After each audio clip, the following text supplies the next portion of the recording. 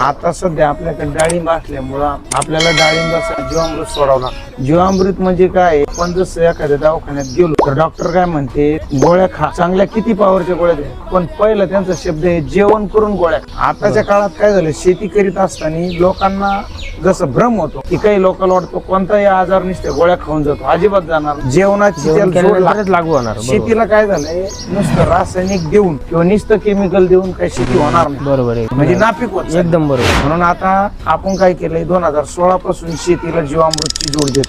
बरोबर. त्याच्यामुळे ज्यादा केमिकल देत नाही, म्हणून आपली जमीन चांगली पिकत. आपल्याकडे तरकारी 1 एकर तरकारी, बरोबर, बाकीचं डाळिंब शेती आहे, बाकीचं जनावर आहे. आपण गिर गाय घ्यायचं कारण काय, एक तर आपलं कुटुंब मोठं आहे, आपल्याला चांगलं दूध लागत, ताक पण महत्वाचं आहे. त्या ताकाशिवाय बॅक्टेरिया जीवन वाढत नाही. जीवामृत मध्ये टाकायचं ताक लागत.